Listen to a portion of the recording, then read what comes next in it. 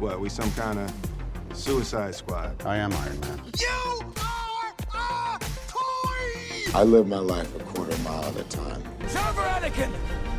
I have the high ground! I'm gonna steal the Declaration of Independence. I'm simply saying that life finds a way. Welcome back to a special presentation of the Big Movie Boys Podcast. I'm your host, Jeremy Ballman, and with me as always is Bob Liebel. Hello, everybody. That was a really, really long week in between episodes. And Ben Stitch. What's going on, everybody? I have a question for you guys to start the podcast this week. Who can come closer to telling me when the last episode was released? I had no idea coming in. I'm looking at it now. I want Bob to guess first because I want him to have no ballpark for this. Last week, right? The January 16th? No. My guess. Were you just looking up this week's date? So last week's date. Yes, I did. Yeah, I don't know what today's date is. I forgot when we were recording. My guess, though, for the last episode that we put out for real, this might sound stupid. It's not November, so it must be October 14th. Jeremy, your guess. I think it was released in the first week of September, maybe the end of August, something around there. Well, Bob is closer. Oh, wow, September 27th. Oh, Wow. It was late September. We never did a Halloween episode. That's what I was trying to figure out. And then I thought that we did. Jeremy and then I was like, before we made him watch Hubie Halloween. that's again. what I was saying. I was like, when did Hubie Halloween come out? Did we watch that this year? Yeah, so the podcast ended. We had our last episode, but we're back, and we're back in a big way because it is time yet again to conduct the Big Movie Boys Oscars, aka the BMBOs, for the year of our Lord 2021. We did it last year. Not in person. They were not in person Is last that true? year. We were unvaxxed. Fuck me. Look at how far we've come. Wow. Last year we did it over Discord. We just still suited up. We rented tuxes last year. We did the same thing again this year. Bob went above and beyond. He's wearing 2 tuxedos right now. 2 tuxedos and a mustache. Yep. One of them is a Canadian tuxedo. One of them, and I have a mustache on my mustache, too. I have 2 mustaches. So this is a pretty big event. I'm glad we're coming back once more to do it. However, we do have a little bit of a pre-show to get to before we get into the BMBOs themselves. Any long time... I forgot what this was. What did Bob do? I was confused. I was like, fucking pre-show. What the fuck are you talking about? Just went over it. I wasn't listening. I totally forgot.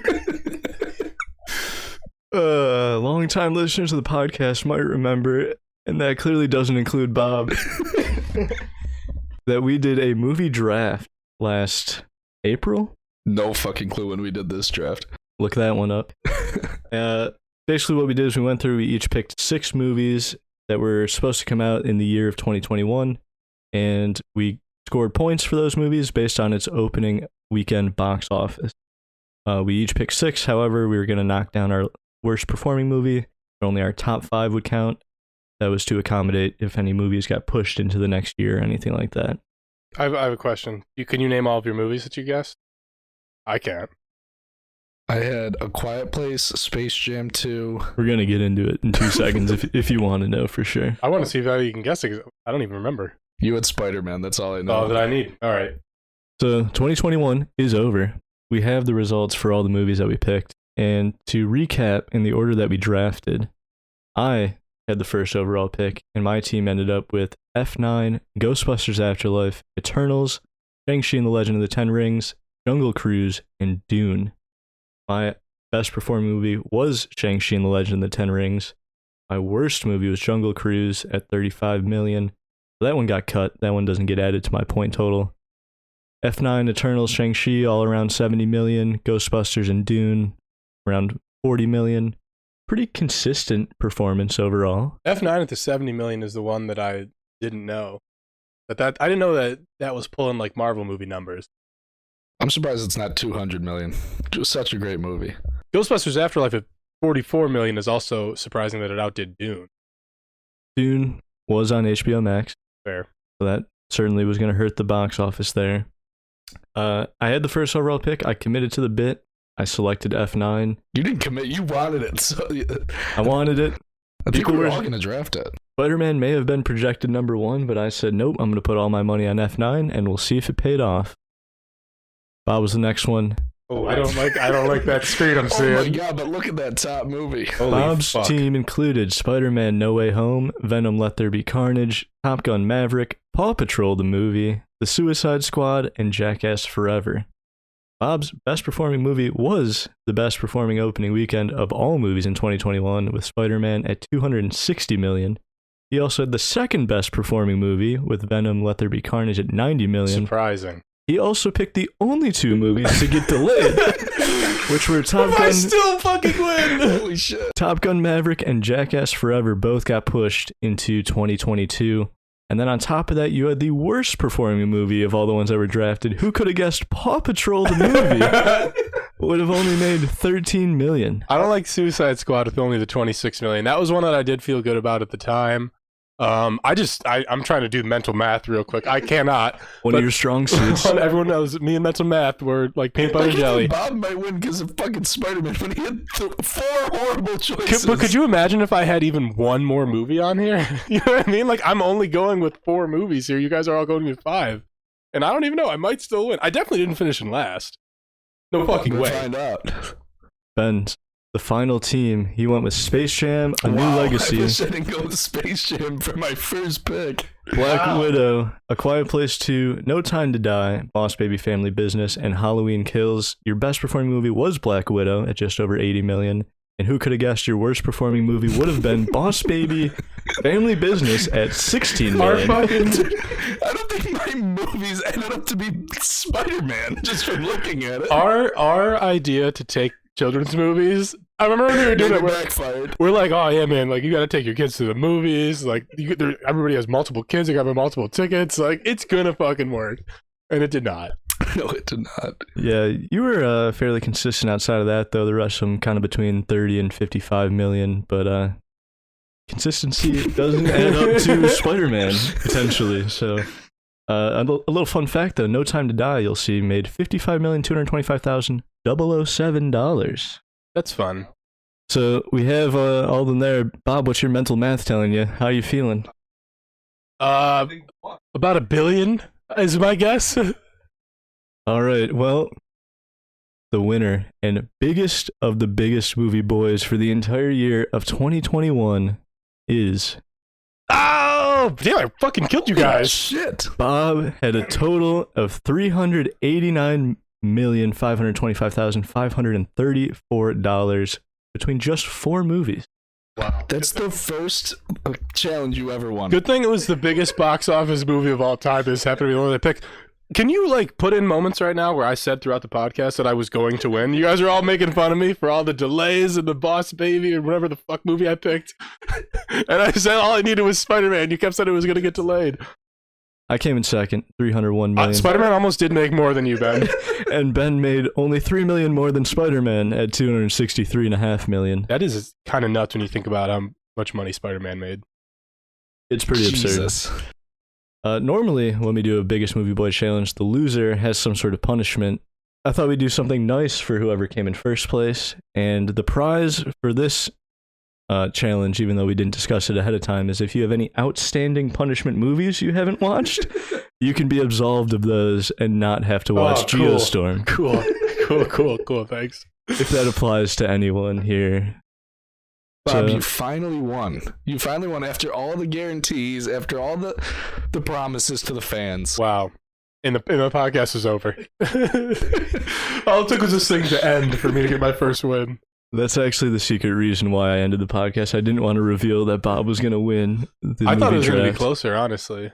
I didn't know Spider-Man 2 made... I didn't look up any of them. Once we finally stopped, I didn't look up any of them. I just saw that Spider-Man made a fuckload of money. Mental math wasn't working that day. I was like, well, wait a minute. How much did... Well, there you have it. The movie draft is over. Our longest biggest movie boy challenge of over 8 months in the bag, and now we can look back on the rest of 2021. Thank you, Ben.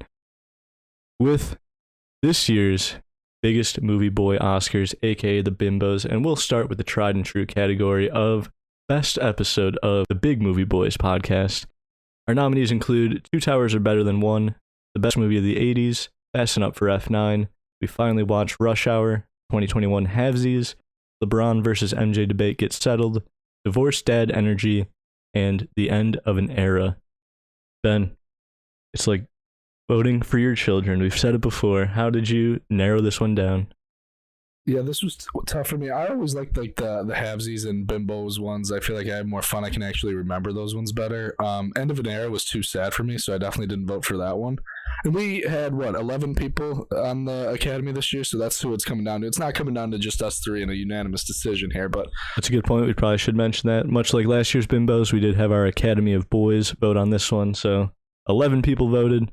We have the results here. If in the event of a tie, if there are any, then the three of us will have to duke it out and figure it out. Have a shitload of ties. But yeah, I ended up going with the halvesies. I recently listened to it. Bob does not like Bow Wow not responding to his DMs in that one. I blocked that piece of shit. That was a fun one to listen to. He'll come up later in this episode, but that's what I ended up going with. I went with. See, this is the problem. I don't remember now. I'm pretty sure I picked the. We finally watched Rush Hour just because when I was looking at the ballot and I saw the pictures. Chris Tucker and Jackie Chan with the gun to each other it just made me laugh. So I was like, oh yeah, I don't remember what we did on that episode, but I fucking clicked it. That's what you chose in the halvesies one too, so you're consistent. I like Rush Hour. Yeah, I mean, again, they're all great, right? I mean, there's no wrong answer here in this round. I ended up voting for the halvesies as well. It was one I re-listened to fairly recently and laughed a lot at. Bob's got some classic lines in that one. I'll leave it at that. You can go back and listen to it if you want. Also the LeBron versus MJ one, where we just reviewed like 5 new movies in one episode, I liked a lot. And then of course, Fast Enough for F9 and Rush Hour, sparking a couple different series there, were all great. As well as the 80s. I mean, there's no bad one here, but... You want to list every single episode, Jerry? And Two Towers Are Better Than One was the one that I re-recorded My Energy, Divorced Dad, My Side, Divorced Dad Energy. We finally watched wild. Mrs. Doubtfire. And then the End of an Era, I agree, too sad to vote for. So the winner for the first bimbo, the best episode of the Big Movie Boys podcast, is Fasten Up for F9, the one that started it all. It doesn't look like any of us voted for it, but I think we can all agree a pretty good episode. I'm fine with that. I'm okay with that one winning the first bimbo. Let's move on to second bimbo of the evening. Yeah, next category for best trailer. I think I watched 0 of these, maybe one. We got F9, the second trailer, not to be confused with the better one. The Many Saints of Newark, The Matrix Resurrections, Shang-Chi and the Legend of the Ten Rings, Snake Eyes, everyone loves Snake Eyes, and Spider-Man No Way Home. Bob, what do you got here? See, this one was easy for me. It was Snake Eyes because it was a horrible movie, but the trailer was so good. I remember me and Jeremy were sitting in the theater and we both looked at each other and were like, saw this? Oh. No, we saw the trailer like multiple times in like whatever movie we went to. They're always still playing. Showing this trailer. Yeah, I've seen this trailer more than any other trailer in my life. Like we both looked at each other, we're like, holy fucking shit, that looks cool. And then we're like, it's probably gonna suck though. But the trailer made me almost see. You watched the movie? No, I almost did. Why did you say the movie sucked? I don't know if it's even out. I just assume it sucks because it's a G.I. Joe movie. Oh, okay. But I'm just saying the trailer is so fucking cool that it made me almost watch a G.I. Joe movie, which is a sign of the best trailer. No, yeah, I agree. Yeah, Bob stole my answer entirely. There's only one trailer here that tricked me every single time I saw it to thinking, maybe I'll go watch that movie. Yep. But then the rational part of my brain went, nope, that movie's going to suck. But every time I'd go see a movie in the theater, this trailer starts playing again, I hear, I'm on a new level. Mm-hmm. Dude, I'm like, it's cool. I'm going to go watch Snake Eyes. And then the trailer's over, the hype wears down. I'm like, actually, you know what? I'm not going to go watch Snake Eyes. They have like a violin remix of I'm on a New Level by A$AP Ferg, and it is exhilarating. Spider-Man? Did I not see it? It had to have been. I think it's been shown in front of every single movie that I've seen this year, including the movies that came out after Snake Eyes. Like, I swear if you went to a theater right now, they'd still be showing this trailer. For all I know, it didn't actually come out yet, but yeah, like I said, I don't know. I just assumed it did. I went with Spider-Man because it was a sweet trailer, and I don't know if it convinced me to watch the movie. I probably was going to watch it either way, but wow, I really missed out on that Snake Eyes one, huh? We'll watch it after. All right. No way Snake Eyes wins. Well, we will see who wins Best Trailer. And our winner is Spider-Man No Way Home. So I was right. Bob, look at that pie chart. Snake Eyes down bad there. There's some. My eyes are every time this thing. I was looking for the winner on the right. I was like, wait, it's on the top. Dude, my eyes are playing tricks on me right now. Spider-Man No Way Home, obviously, great trailer. I was gonna vote for that, but I'd love. Gotta think. I was going to see that movie either way, though, so it didn't quite have the power over me that the Snake Eyes trailer had, but a good trailer nonetheless. All right, next nominee is for next category is for best opening credits. We have Black Widow, Succession, Marvel's What If, and The White Lotus. Jeremy, who do you got here? I think I know. Could be argued that I added this category just to try to give The White Lotus a bimbo here. The opening theme song for this show was my most binged song in my Spotify Wrapped this year. That's sad. Embarrassing. It's a pretty good song, though. And this, along with Succession, which I've now caught up on in the last few weeks. Both these shows do the thing I love a lot, where they have a great opening theme song, and then they just reincorporate it again and again in the show itself. And I think if you got a great theme, you should bring it back, arguably too many times. I love it every time. But yeah, the White Lotus theme and music throughout it was pretty awesome. And hopefully enough people agreed with me, even though I think Ben might be the only other person who watched this show. No, yeah, White Lotus was great. I was between this and Succession, but I ended up going with White Lotus too because it sticks in your head. Like, even now I'm thinking about it. It takes me a second to think about the Succession opening, whereas White Lotus, it's playing in my head constantly. But and I know Succession will come up later in the show, and I gave votes to it later on, so I went with White Lotus here. I think we might be able to pull this one out. I think enough people might have listened to it. I went with Black Widow just because I really liked it. They had a nice little, like, slowed down, sad Nirvana song in the beginning. Thought it was pretty dope. I thought that the opening credits of Black Widow should have been the actual fucking movie, because what they were doing in the opening credits was better than the movie, I thought. Yeah, a little story they were telling in the credits was pretty good. So I voted for Black Widow. Good vote, too. Let's see who the winner was. Oh, we got our first tie. Oh, shit. We have our first tie between Black Widow and Succession. Fun fact for everyone listening at home, this is also the only category that someone didn't vote in. That's fun. All the other ones have 11 votes. This one only has 10. Someone opted out of this one. But that leaves us with a tie. Therefore, the three of us will have to break it down. Do we want Black Widow or Succession when best opening credits? Bob, are you going to double down on your vote? I'm going to double down with Black Widow. I did like that.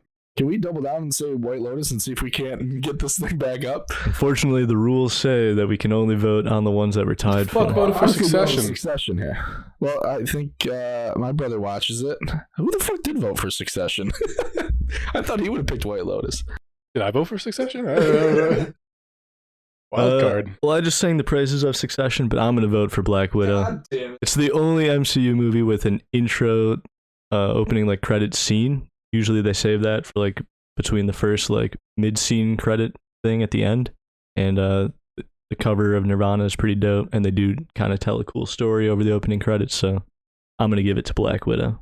And therefore, Black Widow wins the bimbo for best opening credits.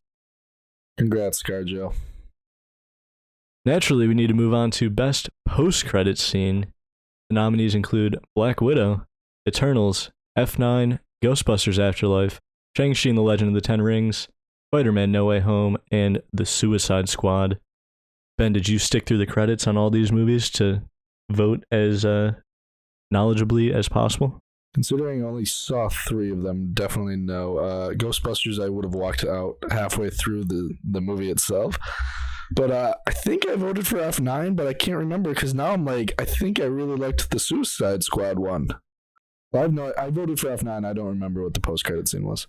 I don't remember what the F9 post-credit scene was. But other than that, I've seen most of these except Ghostbusters. But I think what I went with was Eternals because motherfucking Harry Styles is there. Is that the post one or is that the post one?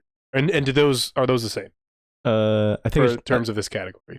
I think they're pretty much the same. It can be whatever. There's not strict rules.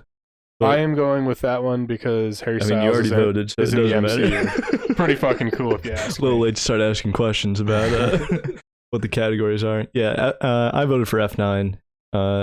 There were other good post-credit scenes as well, Can but you explain the F9? Yeah, what scene, happened? Jerry, Jesus, I might have man. voted for it. I don't know. I don't remember what it was. Jason Statham is beating up a guy in a boxing bag. Okay. Yeah, okay, yes. Oh, Han's And alive. then Han shows Okay. up. Well, Han was alive the whole time, but he shows up, confront Jason Statham, who killed him in Fast and Furious 6, and again in several other Yes. movies, and then he came back in this movie. Wait, is Han dead again? Not yet. Okay. Maybe one day. If you just look up and see that Mexican or that Japanese, wait, which one is It it? was Mexican flag in the middle of Japan. God damn it, Han's in Japan. That was a great movie, wasn't it? Let's see what won Best Post-Credits Scene.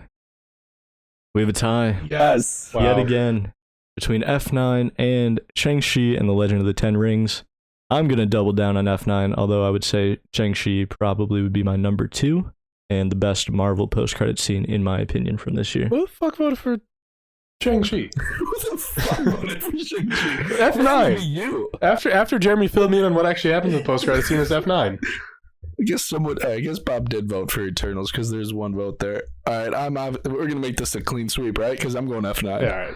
Congratulations, Dom Toretto and Han and Jason Statham for this bimbo. It'll be coming wrapped in a Mexican flag. All right, next category. The nominees are, let me say the category. The best streaming service. We always do this one. Nominees are Apple TV Plus, Disney Plus, HBO Max, Hulu, Netflix, Paramount Plus, Peacock, and Prime Video. Bob, where were you leaning this time around? This one was an easy one for me. It was HBO Max. I feel like this has the best stuff. I've seen the most things on HBO Max probably back in 2021. That's when I really got into it. So yeah, easy one, HBO Max. Yeah, there's 8 nominees here, but I would argue there's probably only 3 contenders. I voted for HBO Max. I think we've been pretty pro HBO Max. I think it was probably the favorite coming in this year. I did, however, strongly consider Disney Plus after our first year of MCU shows. I didn't even think about that. Sure. I didn't watch it, but I guess it's on there, right?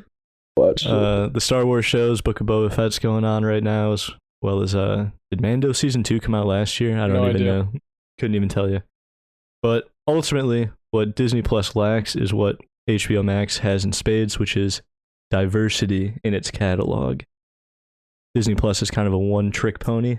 Pretty much only go for MCU, a little bit of Star Wars, and HBO Max has a little bit of everything, and it's all pretty damn good.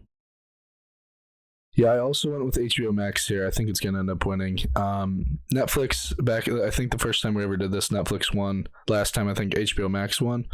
But yeah, you just get more bang for your buck with this one. Netflix is just like, I think a couple years from now, it's really... Netflix is like water and gas. It just comes with like your stuff. Like you need it, you know? You need Netflix, and you're always going to go back to it, but it's not even like their own... Like, I'm watching Seinfeld on Netflix. Can I give them credit for that shit? HBO Max is all their own content. So I feel like that should matter too. It's clearly HBO Max. In this all one. original content for like series and stuff, in some movies, but then they also have a great catalog of movies that's always rotating. And this entire year, they had day-and-date releases for all their movies that came to theaters. I watched Dune, I watched Matrix Resurrections, I watched The Suicide Squad, all on HBO Max this year. Past year. And what'd you watch on Netflix? Nothing. Not much. They did add Zack Stone is going to be famous to Netflix, so I watched that. Yeah, and I feel like eventually I'll get Paramount Plus. I feel like that's the next one I'm going to get. I see a lot of things that say on Paramount Plus, and I'm like, is that kind of want to watch that. Kingstown? No, that's HBO Max. No, Mayor of Kingstown. I was a Mayor of Easttown. I know you do. That's right. I don't know what that is. But I do know what the winner of this category is. Wow. Fuck me. This was only two. Oh, this is me. Sorry. Streaming service. The winner is HBO Max. Only two responses in this, HBO Max and Netflix. So what is that, Jer? 8-3? Something like it. Yeah, this was a kind of a blowout. Spoiler, biggest blowout of any category. I thought Quibi might get a write-in vote here. I thought about it. I was certainly tempted. Bob, you want to give us our next category? Yep. The next category is the It's on My List category. The nominees are The French the fucking French. The French Dispatch, The Green Knight, King Richard, Landscapers, Last Night in Soho, Nightmare Alley, Succession Season 3, and Tick, Tick, Boom. Who put Tick Tick Boom on this? There's a lot of Jeremy on this one. What's that supposed to There's mean? only one thing on here, two things that I even like. Yeah. Jeremy, So, who'd you go for here? well, for context, this is all the stuff from last year that we missed but want to catch up on. So yes, I contributed several nominees to this category. Ultimately, I picked The Green Knight. I was kind of going between that and Last Night in Soho. I have caught up on Succession Season 3 at this point. I will watch The French Dispatch and Nightmare Alley, and probably Landscapers as well at some point. But my vote was for The Green Knight. Then who put Tick Tick Boom on here? Someone wanted to watch it. Bob, did you I put don't Tick even Tick know Boom what that on? is. Wow, yeah. I forget if I went with Succession just because I love the show, but it's not on my list because I've already finished it. I think I ended up going with Landscapers here based on Bob's last minute recommendation of it. And my dad, when it first came out, was like, "We should watch Landscapers," and I go, "I'm not fucking watching that show." And now I'm more tempted to watch it. I have finished Landscapers this week, actually. Very, very good. Very, very Is good. it funny or No, not. It has some. It's mostly mystery, but it has. It's kind of like trippy in a way. okay? It's got some funny moments, but they're not like really meant to be funny. I don't think it's sort of just like their awkwardness. I liked asking Bob for help with these nominees, and he gave me the one thing he was watching currently. It's on my list. Whatever. But I think what I went with here, Last Night in Soho, I also really wanted to see. King Richard, I will probably see at some point. But the one that I think is the biggest is Nightmare Alley because it's in theaters right now. It was filmed in Buffalo. I really want to see it. Every time I see a trailer for it, I'm just like, fuck, I got to see that. Like, I'm afraid it's not going to be in theaters. I'm going to miss it. All right, let's see what the people voted for. God damn. King Richard. It's like, yeah, King Richard takes home the bimbo for It's on my list. Wow. There's a pretty wide spread, but yeah, it looks like most people want to watch a movie that I'm pretty sure is available right now on HBO It Max. is. Yeah, it is. It's on Nothing's your list, stopping all people. these people. All right. Odd enough, HBO Max won Best Streaming Service as well. So these people have HBO Max. Will Smith will send you that bimbo. Congratulations. Send it to your wife.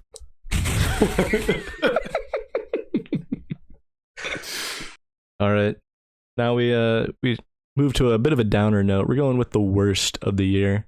The nominees include Eternals, The Last Blockbuster, Malcolm and Marie, Space Jam: A New Legacy, The Tomorrow War, Venom: Let There Be Carnage, and The Woman in the Window. Ben, I hear you're very close to finishing Malcolm and Marie, but I'm not sure if that's what tops your worst of the year. That's what I don't really remember what I voted for here. I saw Malcolm and Marie a little bit, Space Jam, and The Woman in the Window. I was in between Malcolm and Marie because I didn't finish it, and The Woman in the Window because it was the worst thing ever. I wouldn't have finished Woman in the Window if we weren't doing it for the podcast. So I think I might have gone with that one. But Malcolm and Marie was so fucking bad. It took me 10 sittings just to get an hour and 20 minutes into this movie, and I don't think I finished it. I don't know how it ends. I couldn't tell you how it ends. Wow, Eternals is on here? Was it that bad? I didn't know it was bad. Surprisingly, it made, I think, the bottom 5 in my list of all Marvel projects so far. Yeah, Was I'm not going great. with- I think if I had to choose now, though, I'd go with Woman in the Window because that movie fucking sucked. I will agree with you that Woman in the Window was truly, truly fucking horrible. Malcolm and Thank Marie, you. I know is bad because you guys told me 100 times, so I'm never going to watch that. Eternals was probably the most depressing Marvel movie because it was such a letdown. And I don't think Space Jam should be on this list. I enjoyed it. I enjoyed it enough. And also Venom: Let There Be Carnage. Have not seen that movie, None but of I us have. have seen it. But I have a feeling if I were to watch it, I would get enjoyment out of it. Worst, if that was the second highest grossing movie of the year. Because it made money. The first one made even more money. I saw think- the first one. It was I not think good. that if I were to watch Venom: Let There Be Carnage, I would actually get enjoyment out of it a little bit. But I think You love Tom Hardy, though. I do. That's true.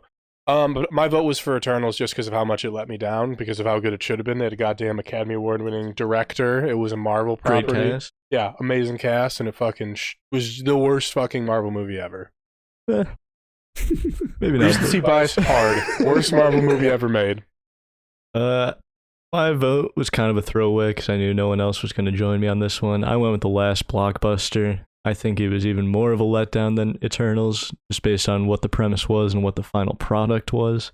The last blockbuster had your hopes up? That's what you voted for? It should have just been a cool documentary. Oh, okay. And it was 90 minutes of the most boring shit I've ever watched. I think Space Jam: A New Legacy has a right to be on here. Bob already has 10 copies of that shit. I love that movie. I think how much potential it had and how good it could have been, it might be up there with Eternals as far as how much of a disappointment it was. And then, of course, I'm not going to disagree that The Woman in the Window was not great either. So, could have gone a couple different ways. I'm sure no one voted the way I did. We might have our first 7-way tie somehow. It's possible. Let's see what the Academy said. You motherfuckers. Fuck that. The Academy said that Space Jam: A New Legacy was the worst show or movie to come out this past year. It was disappointing.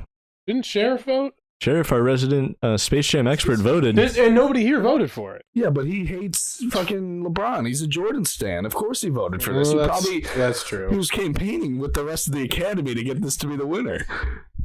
I can't say exactly what happened, but I can tell you the result. And LeBron, your bimbo is on the way. That picture he posted recently of his trophies in front of his TV. Oh, yeah. There's going to be a bimbo there next time he posts that picture. Worst movie, Space Jam. All right. Well, that was our slightly negative note for the evening. Let's get back on a positive track. Ben, let's hear our next category. Yeah, next category. Most anticipated show of this year. We got some good ones here. We got Amazon's Lord of the Rings series, which I think has a name. It now has a name, The Rings of Power. Rings of Power. Pretty dumb name, if you ask me, Bob. Then we got The Boys Season 3, Invincible Season 2, Moon Knight, Obi-Wan Kenobi, Secret Invasion, and Stranger Things Season 4. Are you sure that comes out this year? Is that not 2023? Fun fact, 2 of these nominees were on our most anticipated shows in last year's Bimbos. They carry over because they didn't come out this year. Bob, where are you heading with this one? This one's tough. It definitely fits the title category because I am anticipating all of these. I'm very excited. I think I have to go with Lord of the Rings, The Rings of Power, just because I can't fucking wait for this to come out, and I'm super, super excited. Hope to God it's going to be good. But yeah, any one of these I am very excited for, except The Boys. But yeah, Jeremy, who do you got? I voted for The Boys. Oh, pretty excited for that one. I could have gone a couple different ways on this one. The trailer for Moon Knight hadn't dropped by the time I voted. Good trailer. The Moon Knight trailer may have convinced me to pick it because, damn, that was a sick trailer. But ultimately, I'm going to go with what I know probably going to be pretty damn good, and that's The Boys Season 3. Yeah, I was between The Boys and Invincible, which are 2 kind of comparable shows on Amazon Prime, and I ended up going with The Boys because I knew Bob would be coming at it in this episode, and I wanted to give it some love. And Stranger Things is my least anticipated show. I'm not excited for Season 4. Really? I wish that show would have ended after Season 1. Just give me one season of You're gonna great watch television. it, though. Oh, I'm definitely gonna That's watch what I'm it. saying. Like, everybody's gonna watch. Everybody forgets about this show, and then everyone's gonna have. Season 3, the whole fucking plot was that guy was fucking Will's mom or one of the moms.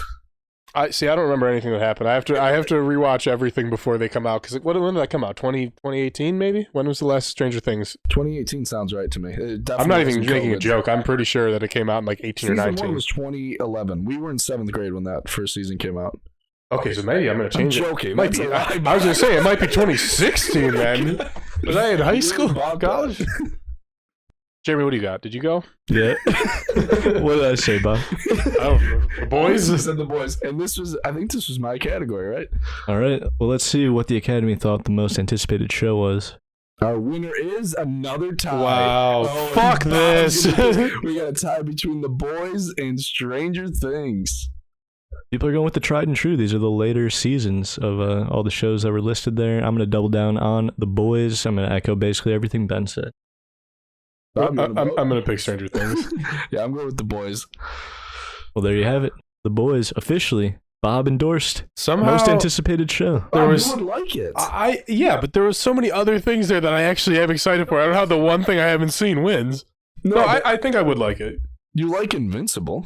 It's the same fucking show, but with people. And better. I will watch this at some point. Psych. I'll never watch it because I watched The Sopranos. You can fucking watch The Boys. That's true. If you watch The Sopranos, maybe I'll watch The Boys next year after season 3 comes out. All right. Well, Bob, why don't you give us our next category here? The next category is most anticipated movie. The nominees are Avatar 2, The Batman, Jackass Forever, don't know how that got on there, Lightyear, The Northman, also don't know how that got on there, Spider-Man Across the Spider-Verse, Thor, Love and Thunder, and Wakanda Forever. Jeremy, which one of these movies that you nominated are you going to pick? I'm excited for a bunch of these. The Batman looks dope. The Northman trailer was sick. We all saw it. Clearly, Bob agrees. The picture I included for Thor: Love and Thunder shows Chris Hemsworth with the largest biceps of any human ever. Fucking jacked. He's going to be playing Hulk Hogan in a Netflix biopic movie. I assume it filmed shortly after this because he looks fucking massive. But my vote was for Spider-Man Across the Spider-Verse. I think the first Spider-Verse movie is one of my favorites of all time. I think they're only going to get better from here. Calling it now, there's no way it can disappoint. So that's what I went for. Absolutely horrible of you to choose that. I just want to say Lightyear. I know all the jokes about the cop. He looks like a cop in it. I'm actually kind of excited about that movie because why the fuck not? And this one was the easiest one out of any of them for me because the Batman, friend of the show, Robert Pattinson, I had to give it to him. It's hard to vote against Robert Pattinson, I'll give you that. Bob, what were you thinking as you slug your beard? Yeah. This one was tough, but also easy for me. I went through all of them. That was the medium hard.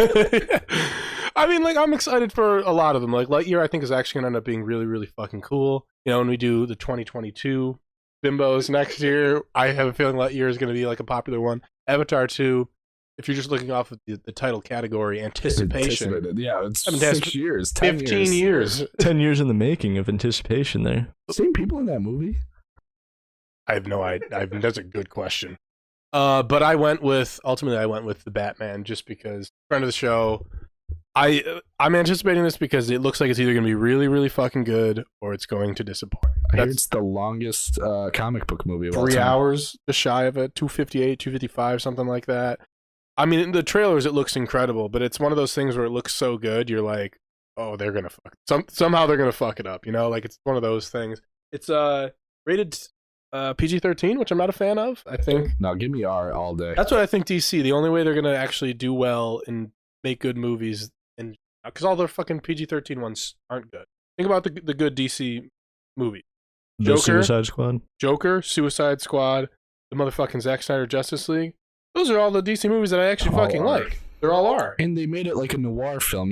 I don't know how that's not. This screams like it's going to be rated R. Like you watch the trailer and you're like, yeah, that's going to be a rated R movie, and then find out it's fucking PG-13. Whatever. Still anticipating it. Yeah, maybe that's what they're going for. I can't wait to see this thing. I'm so fucking excited for it. So that's my vote. All right, well, let's see. I'm calling it now. A guaranteed victory for this category. I'm going to agree. Let's see. The Academy said the most anticipated movie was, in fact, The Batman. It's coming out soon. You don't have to wait too long. March? As far as anticipation is concerned, don't have to anticipate much longer. This might be the first movie coming out in that list. I can't believe Thor got multiple votes. I know that one person that I happen to live with voted for Thor: Love and Thunder because of those said biceps in that picture. It was a very convincing photo. All right. Oh, did Northman get any? I didn't vote for it, so I don't think so. But it's going to be a good movie. Director of The Lighthouse. I still got like 20 minutes left in that movie. Okay. Our next category is the best remake, reboot, or other rehashing of an existing property. And I have a little bit of context for all our nominees in this category. So they include Dune, which is a re-adaptation of the Dune books. The original movie came out in 1984 by David Lynch. Now we have the Denis Villeneuve, however you say his last name, version, which is pretty good. Ghostbusters Afterlife is kind of a sequel reboot, and if you like dive into the lore, it pretty much only is a sequel to the first movie. They kind of ignore the second movie, and then they completely ignore the other reboot from 2016 as well. So, Many Saints of Newark, obviously a prequel movie to the Sopranos series that stopped airing in 2007. Matrix Resurrection is a direct sequel but it's also like a meta commentary about nostalgia and reboots. And it's the first Matrix movie since Reloaded and Revolutions came out in 2003. Then, of course, the Mighty Ducks Game Changers, a sequel series, also kind of a reboot. Mighty Ducks came out in 92. Ben, do they reference D2 and D3, or do they only pretend like the first movie happened? No, they reference it. They reference all the movies? I don't know if they reference it, but they're in the same universe. Okay. They exist. Fair enough. Bombay's knees are fucked. He's still a drinker. Then we got Space Jam: A New Legacy, which was just a remake of the original Space Jam / a crossover of every Warner Brothers property / I don't think the movie's entirely sure if the original Space Jam happened or not. It was kind of inconsistent. I'm thinking about Space Jam again. That was a really bad movie. I think it deserved to maybe take home the worst movie. Spider-Man: No Way Home reincorporated 2 decades worth of 2 different live-action Spider-Man franchises. The Sam Raimi, Tobey Maguire movies came out between 2002 and 2007. The Mark Webb, Andrew Garfield movies came out in 2012 and 2014. Reincorporated into this 2021 movie, as well as kind of being a jumping-off point for the next phase of the MCU. The Suicide Squad, a reboot of the 2016 Suicide Squad movie. Semi-sequel, kind of referencing stuff that happened previously, kind of tied into whatever remains of the DCEU. And then finally, the last one is Zack Snyder's Justice League, which is a director's cut, but they went back and spent like another $30 million and reshot a bunch of the movie so that Zack Snyder's final vision could be fulfilled, which is kind of a unique situation I'm not sure we've seen before.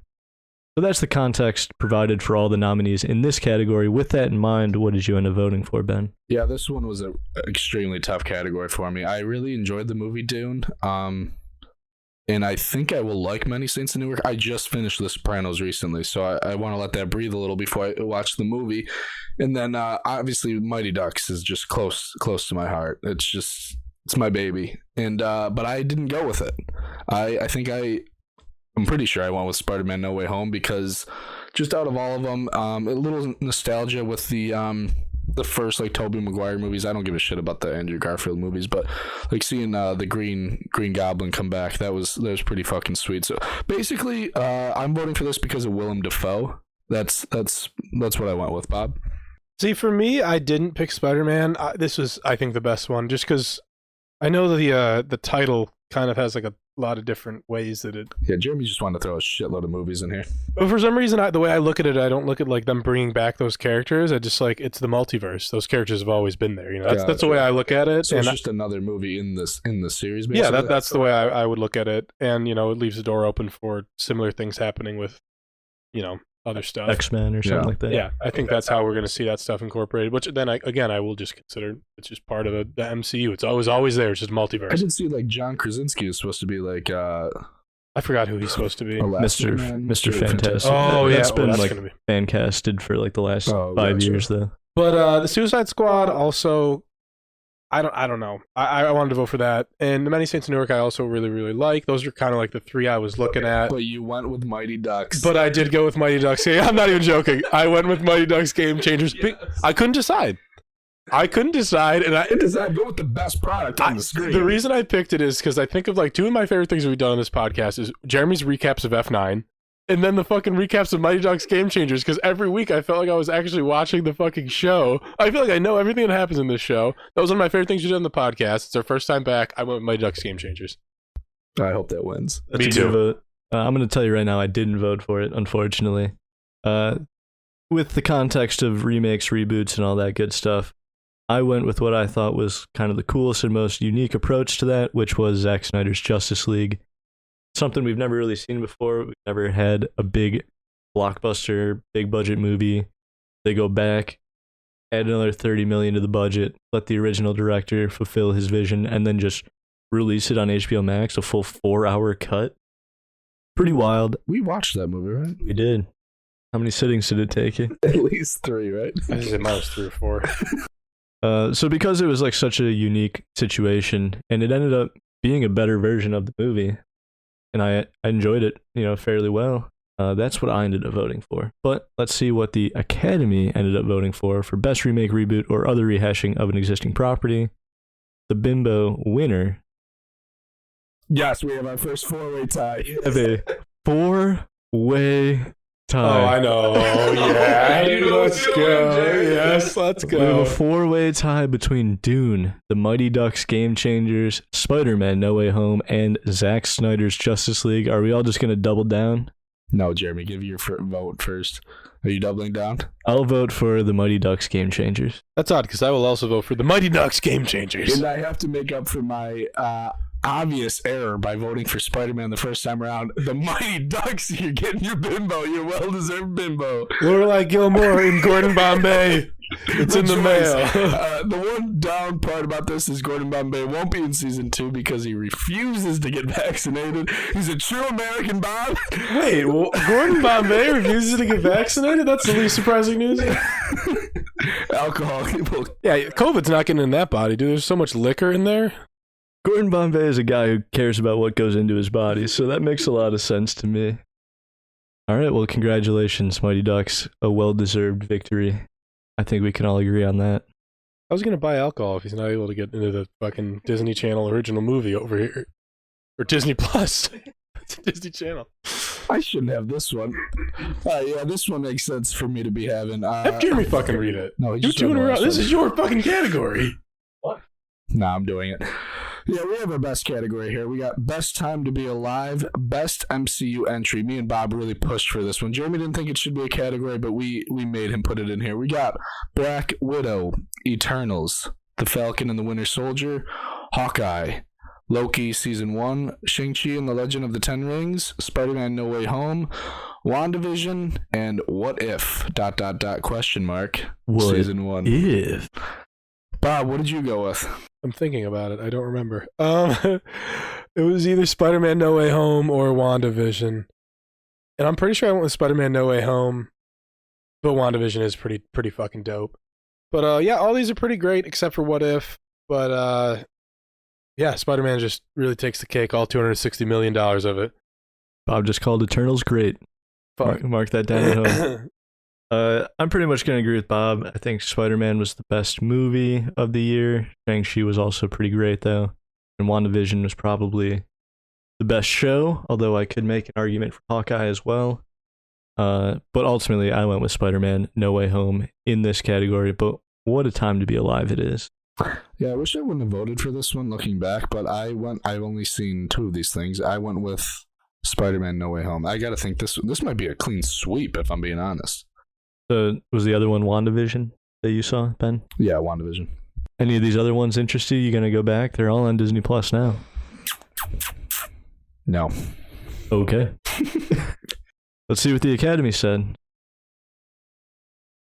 Well, we did get Spider-Man No Way Home, but it was a closer race than I would have thought. Hawkeye tried to make a push Who for the it. fuck was voting for Hawkeye? That's WandaVision. I'm looking at it. Hawkeye got no votes. Oh, that's These goddamn pie shots. those are 2 shades of green, Jeremy. I can't fucking tell the difference. That's forest green and olive green.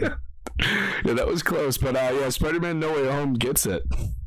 I think that was predictable, if you asked me. But well-deserved at the same time. All right. On to the next category. It is for Best Actor. And the nominees are Bow Wow, F9. Don't even bother. Mads Mikkelsen, Riders of Justice. That's Murray. not a difficult last name to say. How do you say it? Mickelson. No. Just like it's spelled. There's too many K's and L's in that. Anyway, he's not winning. Murray Bartlett, the White Bartlett. Guys, my contacts are blurry. I can't fucking read right now. The White Lotus actor. I'm sure he'll win too. Nicolas Cage in Pig. Oh Young-soo, Squid Game. Tom Holland, Spider-Man No Way Home. Vin Diesel, F9. And Willem Dafoe, Spider-Man No Way Home. Jeremy, who do you got? This was a tough one. A lot of nominees that I threw on here that Bob so graciously pointed out. Mads Mikkelsen was great in Riders of Justice. Nicolas Cage was great in Pig. Murray Bartlett stood out among many great performances in The White Lotus. There appears to be a typo. I see Vin Diesel listed here. I think I meant to write Dom Toretto. I don't remember Vin Diesel Mark being Sinclair, in that movie. actually, is what you meant. Motherfucker.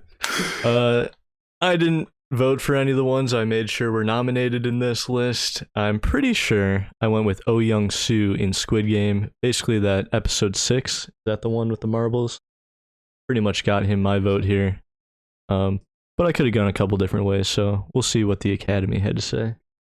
Yeah, this one was actually tough for me. I obviously wanted to go with the best performance, which was obviously Bow Wow. I just didn't think he was in enough of the movie, so I ended up not going with Bow Wow. If he would have just been in like 3-4 more minutes, he probably takes this one home. I ended up going with Murray Bartlett because, yeah, I think White Lotus was my favorite thing out of everything on here. So, and he really committed for this one.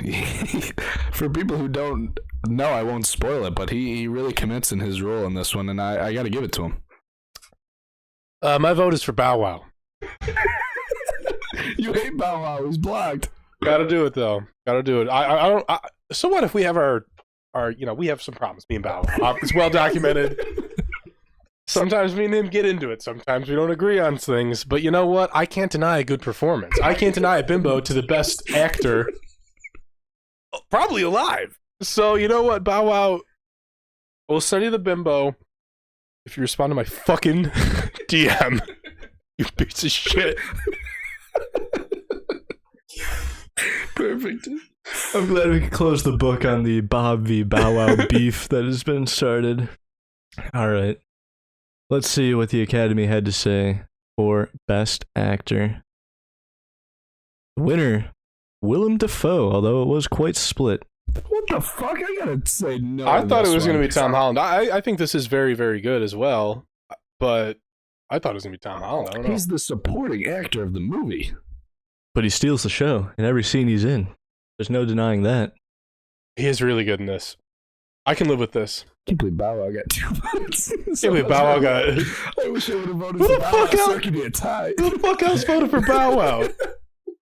I did send it to Bow Wow in his DM, so he must he have responded opened to it. Yeah. Fuck him. All right. Well, as you probably could have guessed, our next category is Best Actress. Nominees include Alexandra Daddario in The White Lotus, Florence Pugh in Black Widow, Haley Steinfeld in Hawkeye, Jung Ho-yeon in Squid Game, Kate Winslet in Mare of Easttown, Kathryn Hahn in WandaVision, Michelle Rodriguez in F9, and Zendaya in Spider-Man No Way Home. Ben, how did you approach the Best Actress category? Holy shit. Oh no, I didn't see all of these. Wow, that was tough for me. 2 of them I haven't seen. So, yeah, I wanted to go with the White Lotus again, but just couldn't give it to her based on looks. I ended up going with Kate Winslet because Mare of Easttown is probably just another mystery show, if not for Kate Winslet being really good in it. I was between her and Kathryn Hahn on this one, if I'm being real, because Kathryn Hahn also made WandaVision bearable for me, and I'm not a big Marvel guy, but I went with Kate Winslet because I don't want to vote for anything MCU, really. Yeah, the 3 MCU actresses I really like on here. The 4th, Haley Steinfeld, I could do without. Everything Ben said about Kathryn Hahn is true. I really like Florence Pugh in literally everything she's in, and Zendaya is probably like the coolest actress on this entire thing. Like plays the coolest role on the planet. Possibly on the planet. Loved her in Malcolm and Marie. Yep, we are well documented loving her. But I also went with Mare of Easttown because I really thought it was fucking good. Really thought it was fucking awesome. I'm stunned with that. Yeah, one. no, I really, I mean, it's not so much. I don't know if it's so much her performance, which is really, really fucking good. I was just looking at it and I'm just like, she was the star of the show, and it was really fucking good. Everyone else really isn't the star. Maybe Florence Pugh is. I didn't watch Black Widow, but she's the. Her and Scarlett Johansson. Maybe that's the reason I picked it, because I just look at this, I'm just like, it was her Zendaya, You really. can't even really think of anyone else in Mare of Easttown when you like deep down think about it. Obviously, the guy from The Office is in it, but it's the only other It was just person. fucking. It was just fucking good. It was just really fucking good, And she and carried it. yeah, That's double shocking because I didn't even know Bob watched Mare of Easttown. I did. Yeah, Did you watch it? I think I watched it before you. I think I told you to watch it. That's not fucking true. I told you to watch it. We'll roll back the tapes. I'll find it. I'll insert it. You guys make a lot of great points. I think there's 8 great actresses on this list. Unfortunately, for 7 of them, though, they have the distinct disadvantage of not being Haley Steinfeld. Oh, my God. Oh, fuck me. Jeremy just has a poster up here on his bedroom wall. It's not true. Or I should say studio wall. Thank you. We are in the studio. So yeah, my vote was for Haley Steinfeld. Pretty much stole the show. Was she actually good in it, or are you just attracted to her? Sure. I didn't like her. She was good. Let's see what the Academy thought as far as Best Actress. The winner is a tie between Florence Pugh and Kate Winslet. Let me double. No, Haley Steinfeld did not get enough votes to tie, it would appear. So I'm gonna have to change my vote here. This is tough. I could go either way. I think I'm gonna give it to Kate Winslet though, only because Florence Pugh's accent a little bit varied, not only in Black Widow but also when she comes into Hawkeye. Not the most consistent Russian accent, so that's gonna dock her just 1 point and give my vote to Kate Winslet. Hey, if this is Midsummer, we're having a different conversation, but I'm giving it to Kate Winslet because I'm doubling down. Yeah, Florence Pugh, probably my actually favorite actress out right now, but when her and Black Widow compared to Kate Winslet and Mare of Easttown, no-brainer, Kate Winslet. There you go. Congratulations, Kate Winslet. Katie, that'll be sent to you soon. Next up, we got Best Comedy Special. We got The Closer, Dave Chappelle. Is that the one where he's super transphobic, apparently? Yeah, we haven't really had an opportunity to talk about this one, which is the only reason it's even nominated. Jeremy nominated it. I never watched it. I never ended up watching it. I know it was super controversial, but yeah. It was doo-doo. Was it good? And not only was it like super transphobic, which obviously like makes it bad on its own, but it also wasn't funny. And he's probably my favorite comedian. I love disgraced comedians. I don't know if Dave Chappelle meets the disgraced. I'm joking with that one, but Louis C.K. was my favorite before him. Next up on the nominees is the greatest average American, Nate Bargatze. It's Bargatze. It's a type. Yeah, thank you. That I knew that. Inside by Bo Burnham. Jeremy, who'd you vote for? And then regular person Theo Von. In the stand-up season 3, episode 5, Dusty Slay. You know, I watched one episode of the stand-ups. It was the first one. It was actually really fucking funny. I gotta finish this. Apparently, Dusty Slay kills it. Bob, where did you go with this? So I pulled a Jeremy here. This is my nominee. I haven't seen every episode of the stand-ups. Is pulling a Jeremy nominating entries for the category? Yes. Nominating stuff that nobody else has seen. I put this on. The stand-ups is really cool on Netflix because they're all half-hour specials, easy to get through. Solid. Like I watched the first one. Like I said, I have not made it to Dusty. I've only seen. He's actually, I think, the last one on there. Okay. I've seen. So recency. I've seen like 3 or 4 of them, and they were all pretty funny. But his is by far my favorite. That's where I actually found Nate Bargatze. Oh shit! Okay, He was in season 1. I have not seen his yet, but I will definitely check it out. Spoiler: his 30-minute stand-up for the stand-ups is better than his hour special that's nominated here. I almost think the half-hour thing, like when I was watching it, I'm just like, this is better because it's easier to get through. I feel like it's only their best shit. So yeah, this was a high recommend, but I definitely voted for Dusty Slay here. I get why you have to tour with an hour because who's coming out to see a half-hour show, but in terms of like watching on TV, the half-hour is great because you get their best 30 minutes. Oh yeah. Yeah, I ended up watching the Dusty Slay, and it was pretty damn funny. I would echo the recommendation there. Obviously, I voted for Bo Burnham Inside, to nobody's surprise. But I did watch The Greatest Average American, Nate Bargatze. As I said, though, I don't think it was as good as his 30-minute special in season 1 of the stand-up, so I'd recommend that one over it. And yeah, don't watch The Closer. It was pretty garbo. Theo Von, though, is that one good? Didn't watch it. Oh? No, but I've seen him like in other stuff before, and I thought he was funny, but So I can't fully remember. this one? I don't know. Couldn't tell you. You guys are the ones making the nominations. Jeremy had the fucking PowerPoint. Who do you mean who nominated it? I didn't nominate it. Yeah, I also went with Bo Burnham. Jeremy brought me over to the dark side on this one. I'm sorry, Bob. I I'll loved never watch Inside. it. Yeah, you never have to. At this point, it's too late anyways. This is my most listened to, I think, album of the year was Inside, but so best songs of the year if we're going, that's not one of the categories, but we'll see. I don't think Bo Burnham would have won, but we'll see here, right? All right, we'll see. The PowerPoint's over. We won't. Let's see who the Academy voted for. The winner is Inside by Bo Burnham. Bob, I'm sorry. We had to do it to you. To nobody's surprise. I think that I got a couple people to vote for this. Just Who else voted for Dusty Slay? Probably my girlfriend, the person I watched it with. yes, absolutely. All right. All right. Next category is the best documentary.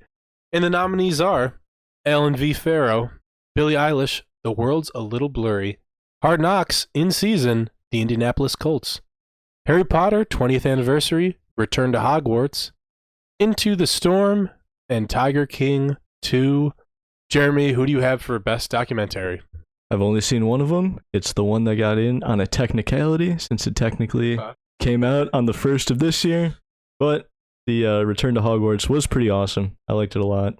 And none of the other ones really did anything for me or convinced me to watch them. So easy vote for me there.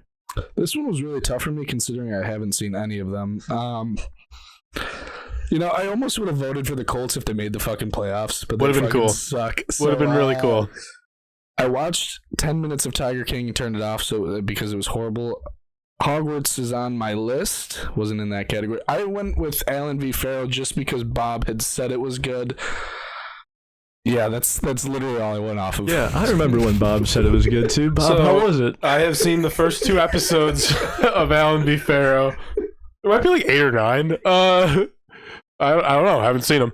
But this was very, very... Alan V. Farrow was so captivating for about 2 weeks.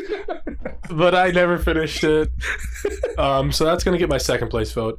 Hard Knocks, like Ben said, probably would have been cool if the Colts made the playoffs. It's cool that they finally did it when they were in season. I've seen a couple seasons of Hard Knocks. Whenever it's a team I want to watch, like I think when the Browns were on, I watched it. Browns is great. This year was the Cowboys. I don't want to fucking watch the Cowboys. Couldn't have even told you it was the Cowboys. Yeah, I think maybe the year before. But anyway, Hard Knocks with the Colts. That's so cool to do it in season. I don't know who the fuck's going to sign on for something like that. I couldn't imagine the distraction that would be. But they sucked. They lost to the Jags in last week and didn't make the playoffs. So I cannot win off of that. Tiger King 2, Joe Exotic, hope he's doing well in jail. Unfortunately, buddy, you're not going to have any money when you come out because I don't think Tiger King 2 did very good. I don't know what Into the Storm even is. Q Into the Storm, so maybe that's why. I definitely didn't read that. I thought that was the dot. I got those 2 things mixed up. Yikes. And the Billie Eilish documentary, it's on Apple TV Plus. I'm paying those guys a fucking fortune, so I probably should watch it. My vote is for Harry Potter. Yeah, I did. My vote is for Harry Potter. I watched this like a week after it came out, and it was really fucking cool. My only regret is that I just wish there was more of it. Like I wish this was as long as Alan V. Farrow was. So you could only watch 2/8 of it? No, but Harry Potter, this thing was sick. All right, well, let's see if the Academy agreed. Harry fucking Potter wins Best Documentary. We did a little releasus datus spell and got it in on a technicality, but that's all right. Who the fuck cares? We'll make it work. Our next category, Best Limited Series. Usually a tough one. The nominees this year included The Falcon and the Winter Soldier, Hawkeye, Landscapers, Mare of Easttown, Midnight Mass, The Premise, WandaVision, and The White Lotus. Ben, what did you consider the best limited series? Yeah, this one was actually kind of tough for me. What did I go with here? I watched Midnight Mass, didn't love it. A little too dark for me. Premise, I'm like halfway through. I do love BJ Novak. Good Twitter follow too. Shout out BJ, I know he's listening. Mare of Easttown was really good. I think I went with White Lotus here. I think White Lotus edged it out over WandaVision and Mare of Easttown for me. Yeah, I couldn't vote for MCU. That just wasn't going to happen. So even if WandaVision was my favorite, it wasn't getting my vote. Bob, where'd you go? Super tough for me because Landscapers, which I just finished, Mare of Easttown, and WandaVision were like, this is, 3-horse race for me right now. It's really, really close. Really hard to say. My recency bias had me pushing for Landscapers because I really, really liked that. But Mare of Easttown also, as you know earlier, I sung the praises of Kate Winslet. But WandaVision got my vote because I haven't had a TV experience like that in many, many years. This is the only MCU, limited series that I actually watched each day when it came out, and I was looking forward to it every fucking week, and it was cool. It was literally like I've never seen anything like it before. I am on record as saying that I really like WandaVision, so that got my vote. Jeremy, what about you? It was also a 3-horse race for me, but it was between Hawkeye. Midnight Mass, WandaVision, and The White Lotus, although Wow. the cast of Hawkeye really elevated that one as well. I really liked Midnight Mass. I think it might be my favorite Mike Flanagan Really? Netflix Halloween series so My far. least favorite. Well, look at that. Interesting. WandaVision was pretty awesome. The first MCU show, probably the best one to date, although a case could be made for Hawkeye and the cast of Hawkeye. But ultimately, the best limited series of this year and of all time, in my opinion, is The White Lotus. Top to bottom, I think every single element of this show is perfect. I have no notes. I think it was made exactly for me. All right, let's see how the Academy voted for Best Limited Series. We have a 3-way tie As it should be. between Mayor of This is tough. Easttown, WandaVision, and The White Lotus. The 3 favorites. That's going to be tough. I'm going to double down on The White Lotus. Bob, you go. I'm gonna go Mayor of Easttown. Mayor of Easttown was really good. Am I going to change my vote? I was gonna say WandaVision, but we just got another 3-way tie because I thought, you would have went with White Lotus. No, So I went went with- with Mayor of Easttown. I went with Mayor of Easttown to make it interesting because I know you like both of these. So Sadly, Bob, I'm going to have to go with White Lotus. I have to double down. This It's a one, more fun show. this one feels like a personal victory. Congrats, Jared. you put it on every fucking every category. As I should. It was really good, and everyone should watch it. All right, we're getting into our last 2 categories. We're going to have some honorable mentions for these 2. Ben, give us our penultimate category here. Yeah, we got Best TV Show for our second last category. Honorable mentions. Dave, Season 2. Who watched that one? The other 2, Season 2. Rick and Morty, Season 5. And Ted Lasso, Season 2. Ted Lasso could have been on the what was the category? The I missed or whatever. It's on my list or whatever. Yeah, I'm paying Jason Sudeikis' fucking salary with my goddamn Apple TV subscription that I had since the beginning. Fuck off. Oh my god, I've been paying that guy so much money. I like. Besides Dave here, these are some pretty strong shows. So it's Question, obviously me and Ben, we did vote. I don't remember. I'm going to assume you don't either. These weren't on we don't there. remember what made the actual list, but out of these 4, Oh, what would you put through to the actual ballot? I'm going to say Rick and Morty. Rick and Morty. I like the other 2 was really good, but Rick and Morty's just like I'm gonna binge that for like the rest of my life. Probably. I'd agree. I watched Dave Season 2. Started I pretty know it's weak. on there. Started pretty weak, ended pretty strong. The other 2 was I watched both seasons this year. That was a new show to me entirely. Rick and Morty Season 5 was pretty good. Ted Lasso didn't watch the second season. Watched the first, though. Good enough. It's on my list. But let's get into the real nominees here. Yeah, the real nominees. I Think You Should Leave, Season 2. Invincible, Season 1. Loki, Season 1. The Mighty Ducks Game Changers, Season 1. Of course, had to be on there. Only Murders in the Building, Season 1. Squid Game, Season 1. And Succession, Season 3. Bob, where did you land on this very strong category? For me, this one actually, now that I look at it, the honorable mentions were better. I voted for I Think You Should Leave Season 2. I did. It was between that and Invincible. I also looked at Loki. My previous votes for Mighty Ducks Game Changers might make you think otherwise. But I went with I Think You Should Leave because that might have been the funniest fucking show I have ever seen. And Can't disagree with that. yeah, I think if I had seen Squid Game, I might have went for it, but I fucking didn't. So it was I Think You Should Leave. I was between I Think You Should Leave and Squid Game myself. I had not seen Succession Season 3 at the time of voting. Damn shame. Ultimately, I went with I Think You Should Leave Season 2. My justification being that it was solid from start to end, whereas Squid Game ended on kind of a lower note, although it was very good throughout most of it. And I ended up going as a Squid Game guard for Halloween. very much enjoyed Squid Game. I think You Should Leave season 2 was a step up from season 1. It was still one of the most quoted shows of like my entire life at this point. I love seeing like tweets and memes that came out of this season. So I feel pretty good about that vote. I think You Should Leave season 2 has got to be 33% of my Twitter feed. It's all the memes I see basically. This one, while it's a stacked category, was also my easiest choice because Succession is my favorite show of possibly all time. So I really thought you were about to say Mighty Ducks Game Changers. As much as I wanted to for the joke, I couldn't do it. Bob, I think if you watched Succession, and Jeremy, if you had watched it already, I think you would have voted for it. You guys are killing me with Succession because I have Game of Thrones next on my TV show. I just finished The Wire, which I will recommend to you after the podcast. But I was... Go Succession. I think I fucking might because... Catch up with us so we can watch season 4 together when it comes out. I'm so conflicted. But yeah. Well, let's see what we got here.